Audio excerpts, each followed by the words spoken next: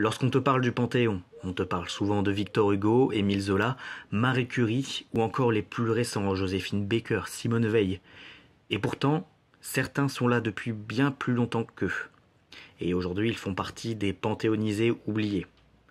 Aujourd'hui, je te parle de l'un des premiers résistants et l'un des premiers compagnons de la Libération, Félix Éboué.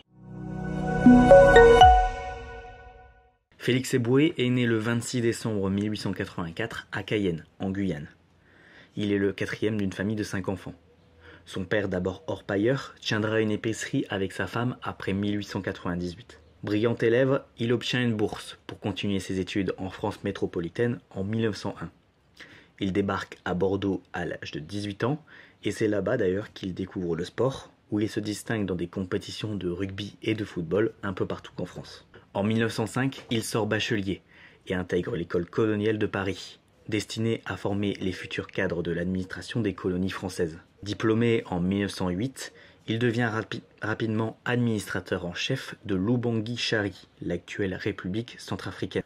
Pendant 20 ans, il se consacre au développement du territoire, participe même aux constructions d'infrastructures et s'imprégnant de la culture locale. En 1933, Paul Reynaud, ministre des colonies françaises, le nomme gouverneur intérim de la Martinique.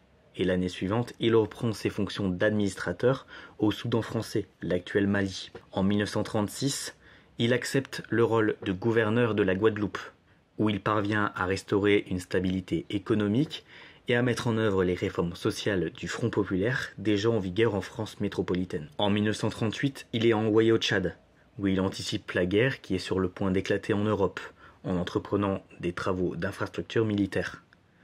En 1940, il refuse de rejoindre le régime de Vichy et rallie directement la France libre. Condamné à mort par Vichy, Félix Éboué devient l'un des premiers résistants de la France d'outre-mer. Au début du mois d'octobre 1940, le général de Gaulle le rencontre et le nomme quelques jours plus tard, le 12 novembre, gouverneur général de l'Afrique équatoriale française. Quelques mois plus tard, il fait partie des premiers à devenir compagnon de la Libération.